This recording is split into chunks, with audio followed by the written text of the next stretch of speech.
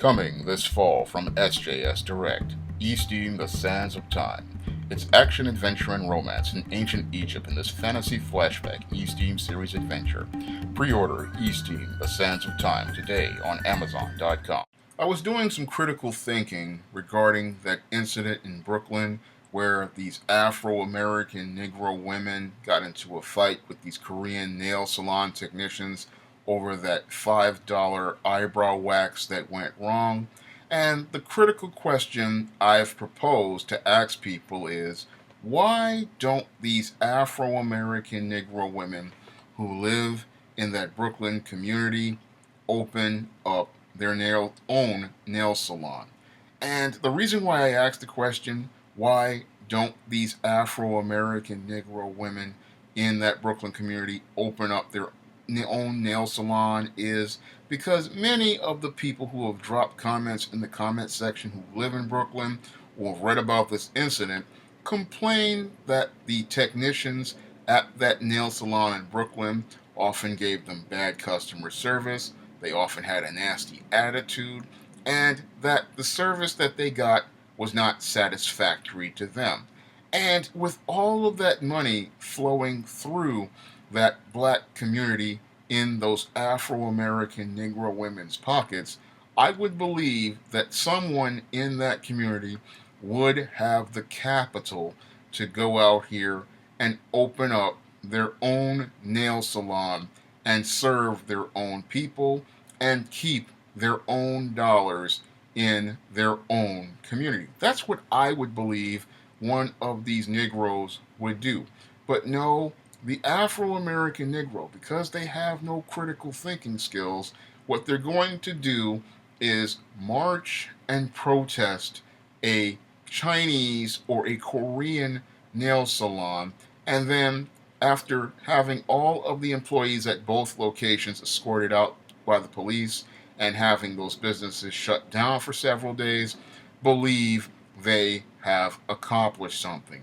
Well, I can honestly tell you that none of those Negroes have accomplished a single thing, because they probably do so many fingers and feet at those nail salons in these Afro American Negro communities that they could probably pay their rent for the next 5 years, not only at that location, but at a new location that they open in another part of the community under a brand new name. Because that's how dumb many of these Afro American Negroes are, to believe that by shutting down this nail salon, they have accomplished something. Because what those Chinese owners or those Korean owners are going to do is they're going to just go out of business, which is only cost them $100, close that location, and then open up a brand new location in another part of the Afro American Negro community under another name. So instead of being the Red Apple Nail Salon, what they're going to do is call themselves the Happy Lotus Nail Salon, and then they're going to hire some other Chinese or Korean technicians, and then that same owner is going to continue reaping dollars in your Afro American Negro community. But because the Afro American Negro, again, lacks critical thinking skills, lacks the ability to use logic and reason, and cannot connect dots, they're going to sit there and get all in their feelings and feel like they have accomplished something by having this nail salon shut down for 6 days. I know as a business person what they're going to do, and what they're doing right now, those Chinese or Korean business owners are doing, is regrouping. And once they finish regrouping, they are going to say, okay, I'm just going to talk to this landlord about ending the lease for this location.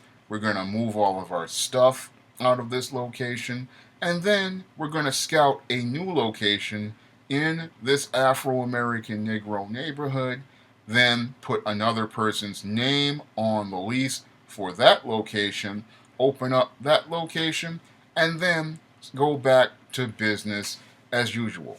And the reason why they're going to do that is because they can think long term and they can think logically. Whereas your Negro, all they can do is think about, feel their feelings and their emotions because they primarily go on emotion.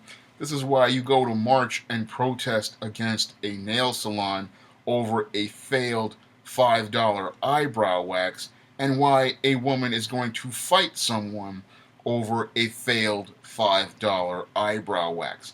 And I'm sitting there and I said again to myself before in the previous video, again, any critical thinking person who has either gotten a bad haircut, like I have gotten many times at barbershops, what they're going to do is say, this is not worth arguing over, hair grows back, and pay them their money and then not go back there. And that's going to have more of an impact on that business than any of the marching and protesting that all of those Afro American Negroes did at both of those locations of the Red Apple Nail Salon. Because what these Negroes did when they did that was show those Asians how codependent they are. Because only a codependent person is going to march and protest against a business that they say gives them bad service and where the employees have a bad attitude. Now, I've dealt with many businesses that have given me bad service and employees that had bad attitudes. And you know what my policy was when regarding to those businesses? I never returned to those businesses again. And that's what had more of an impact on those businesses than marching and protesting them. And I see this in my Bronx neighborhood as related to many of these Arab-owned stores here in my neighborhood. When I see these Arabs in my neighborhood who open stores, they usually wind up going out of business. And the reason why they go out of business is because the people in the Hispanic community, they're not marching and protesting against the Arabs. They're just not shopping there. And by not shopping there, they wind up putting these businesses out of business in their community. Because I've seen 4 Arab-owned stores here in my Bronx neighborhood go out of business, 2 in my neighborhood right now on 167th Street who have gone out of business, and a couple on 170th Street go out of business. And the reason why they go out of business is because, again, the Hispanics value their dollars and they will spend their dollars with their own people, and they will keep their dollars circulating in their own community. Because whenever I see a Puerto Rican, a Dominican, a Mexican, a Honduran, a Salvadoran, they will go to the bodegas run by Hispanics and they will spend their dollars with other Hispanics. And they will go to Hispanic barbers to get their hair cut. So they will keep the money flowing in their own community and continue to profit from keeping their dollars in their own neighborhood. So I understand why they do what they do, but the Negro, as it relates to these hair and nail salons, none of them think, hey, if we're having problems with these Chinese or Koreans and they're giving us bad customer service, what we need to do is open up a black-owned nail salon and service our own people by giving them manicures, pedicures, eyebrow waxes, and other services, and keep that money in our own community and keep giving our own people the same services that we would go to the Koreans for. But because the Afro-American Negro is spellbound, they don't think, hey, let's open up our own business and service our own people, like on that TV show Claws. No, we don't think to do that. No, what we think to do is we're going to fight with this Chinese person over or Korean person over bad service, then march and protest that business. Believe we have accomplished something by shutting that business down for a couple of days instead of thinking, let's do something different, like opening up a black-owned hair and nail salon and keeping those black dollars in the black community, or going out here to provide those services for our own people. But because many of these spellbound Negroes believe that the service by Koreans is better, and they believe that another black person having more money is bad, what they want to do is not go to create their own businesses or even support their own businesses in their own community, because the Afro-American Negro, whenever they see a black person with their own business, what they do is they start getting jealous of that black person and saying they don't want to go shop at that business.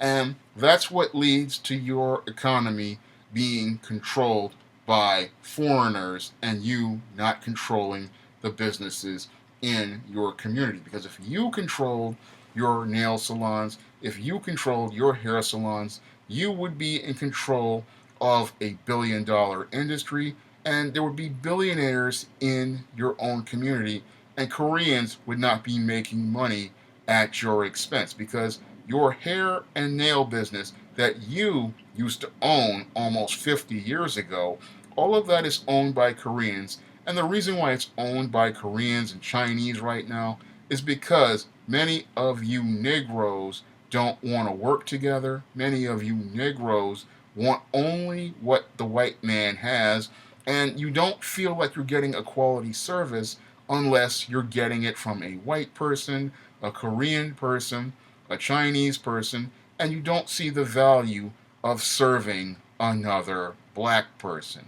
And because you don't see the value of serving another black person, this is why your black dollars continue to go out of your community, and why you continue to have these violent incidents like the one we saw in video in Brooklyn, where this woman was fighting over a $5 eyebrow wax. This was, again, a situation that could have easily been solved, and the overall big picture of this situation could easily have been solved if we went out of our way to open up our own businesses in our own communities and made efforts to serve our own people. Everybody else serves our people, then they take our money and they live middle-class lifestyles at our expense. And the big problem with these Negroes who went to march and protest is they thought they accomplished something by having a nail salon shut down for one day, but what they didn't understand is you didn't build anything in your own economy to take its place. If you really wanted to have an impact in your community, you wouldn't be talking about shutting down a nail salon for a couple of days and believing you did something. No, you would be laying out a business plan for opening up your own nail salon, for serving your own people, and making that $50 per set of nails, or $5 or $10 for eyebrow waxes, and keeping those black dollars in your black community. If you'd like to see me make more videos like this, you can donate to my Patreon by clicking the link in the description box. And if you want to try some of my SJS Direct publications, you may do so by clicking the link to Amazon.com. That's all I have to say for this video. You can comment, rate, and subscribe. Now available in paperback and Kindle Unlimited, Isis, Escape from Transylvania. The Goddess Next Door and John Haynes must escape a horde of vampires on the hunt in this horror-filled Isis series adventure. Get Isis, Escape from Transylvania in paperback and Kindle Unlimited today.